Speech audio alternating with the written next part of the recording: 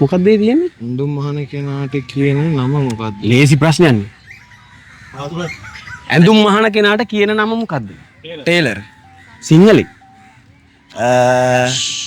ශබ්ද දාන්න එපා. ශබ්ද දාන්න එපා.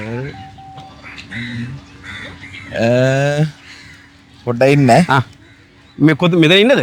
නෑ පොඩ්ඩක් ඉන්න. මේ දිව ළඟ තියෙන එළියට එන්නේ නැහැ. ටූක් ගාලා දාන්න එළියට. කරණ කරණෝ ගහන එක නා. කරණ මෑනියෝද? කරණ මෑනියෝ නෙවෙයි. මං කියන නම් මං හිතන්නේ හරියද චුට්ටක්. කියන එක වැරදි. කියලා කියන්නේ යාට. මෙහෙමත් කියන්නේ මට මේ දිව ළඟ තියෙන එන්නේ නේ වචනේ. අර සීනිස් ඇදලා ගන්න එළියට.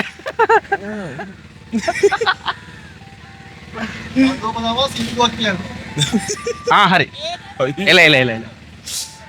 බෑ එන්න එන්න. හරි ඔයාට මම ඒක කියලා දෙනවා. හරිද? ලස්සන සින්දුවක් කියන්න බලන්න. සින්දු නැතුව වෙන දඬුවමක් දෙන්න බෑ. නෑ ඒක තමයි හොඳ. සින්දු කියලා දෙනවනේ. නෑනේ ඒක තමයි. සින්දු කියලා වෙන මොකුත් දෙන්න බෑද? නැත්තම් මම සින්දුවක් කියනවා. ඒකේ තේරුම කියන්න ඕනේ ඔයා. හරි උත්සාහ කරමු. පුළුවන්ද? බලමු. විදුලි මිනි පහන් දෙවි බොළඳ ගී සිනාරලි නිලංකාර අඳුරේ සිරවි සැඳ සාදයේ උරා කුහුඹු මිනිසා වෙමිමා ඔබේ මන්දිරේ උරා කුහුඹු මිනිසා වෙමිමා ඔබේ මන්දිරේ. මොනවද මේ කිව්වේ? ආදරය ගැන සින්දුව. ඒ කියන්නේ කාටද කවුද මොකද්ද කොයි අවස්ථාවේද මේක කියන්නේ? ඇයි මේක කියන්නේ? ඒක අර කිව්වනේ යා හිර වෙලා ඉන්න කෙනෙක් ගැන මං හිතන්නේ මේ කියන්නේ මට නම් තේරෙන විදියට.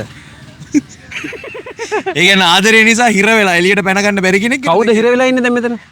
එම කවුරු හරි එක්කෙනෙක් ප්‍රේමවන්තයාද ප්‍රේමවන්තියද? ප්‍රේමවන්තයා. ගොඩක් වෙලාවට ප්‍රේමවන්තයා තමයි හිර වෙන්නේ ප්‍රශ්නවලදී. ගොඩක් අත්දැකීම් තියෙනවානේ.